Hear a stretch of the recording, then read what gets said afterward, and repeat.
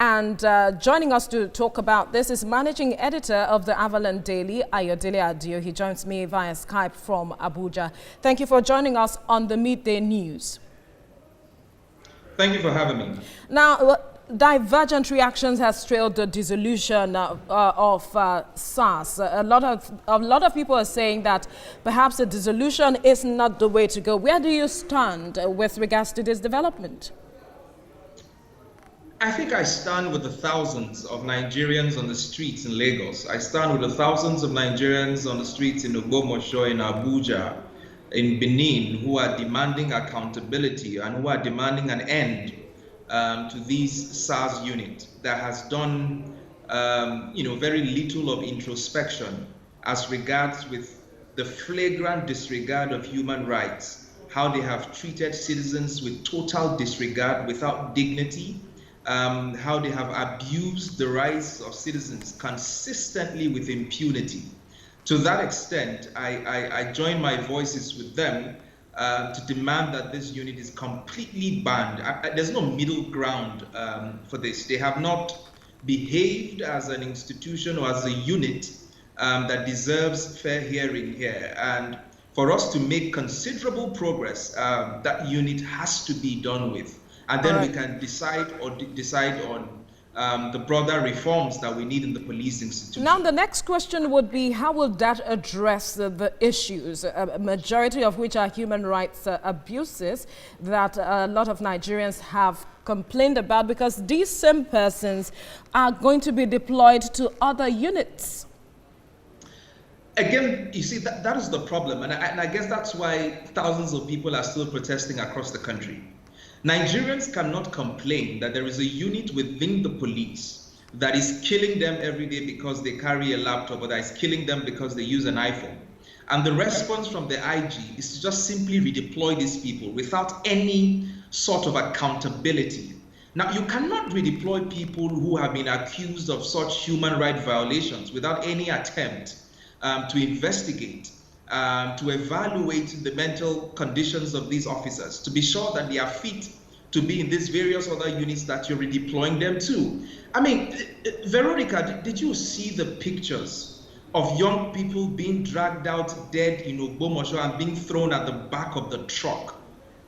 Subhanallah, that's the most gory sight I have seen. Is that the kind of sight we want to continue to happen in our country, where young people are dragged on the floor dead, having been shot dead by policemen because they were protesting, and thrown at the back of truck like they were just meat from an abattoir? No. I think that there needs to be broad and holistic reforms in the police. But the right place to start is by banning this unit and by a position of inquiry into the police force, a total overhaul of the recruitment process, a total overhaul of the training process, and I would admit a total overhaul of the compensation of the officers and men of the Nigerian police. Except that we have not begun to scratch the surface of changing the kind of police that reflects the democratic institution that we claim to practice. All right, now the Inspector General of Police also talked about having a citizens and strategic stakeholders forum that will be launched to provide an avenue for citizens to regularly interface with the police as well as advise them. Do you see this perhaps building the trust and relationship that is needed for us to move forward? Again, you see, I think sometimes we don't even recognize the scale and the magnitude of this hydra-headed monster that we're confronting, and why young people are demanding on the streets across the country. On a normal day, what you have just read out will be a fantastic situation to have. But what the kind of officers you are dealing with are the kind of officers that even when the IG had made an announcement that they were going to ban the SARS unit and to redeploy them, you had police officers still shooting at peaceful protesters in Abuja. You had police officers still shooting at peaceful protesters in Ogbomoso. You had them beating women on the streets, flogging them like they were mad dogs. Listen, it begs the question, who are you actually engaging with? There needs to be some level of level-headedness with the people that you're engaging with a conversation with.